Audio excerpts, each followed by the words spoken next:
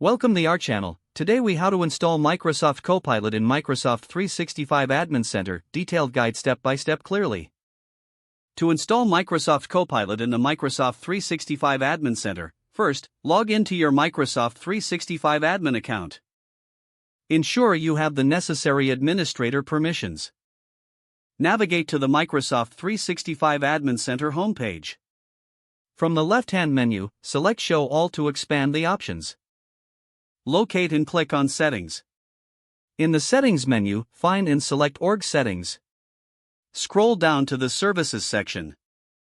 Look for Microsoft Copilot in the list of services. Click on Microsoft Copilot to access its settings. Toggle the switch to enable Microsoft Copilot for your organization. Review the settings and any additional options that may appear. If prompted, read the Terms of Service and Privacy Policy. Click Accept to proceed. Next, configure any settings related to user access. Select which users or groups will have access to Microsoft Copilot. Make sure to save any changes you've made. To verify the installation, navigate to the Users section in the Admin Center. Select a user to check their app availability. Ensure that Microsoft Copilot appears in their list of available apps. Once verified, inform your team about the new feature. Encourage them to explore the Microsoft Copilot functionalities. Monitor the usage and feedback from users over time. Make any necessary adjustments to settings based on user feedback. If the page does not load, refresh the browser or try again in a private or incognito window.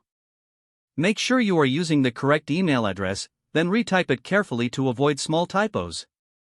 If your password is not accepted, use the reset option and create a new strong password you can remember. Check your spam folder for verification or security emails, then complete any requested confirmation steps. Enable two-factor authentication if available to improve account security and reduce unauthorized access risk. After signing in, review your profile details so your contact information and settings are accurate and current. If you see an error message, note it down and try again after restarting your device and internet connection. Don't forget to like this video and subscribe to our channel for more step-by-step tech guides.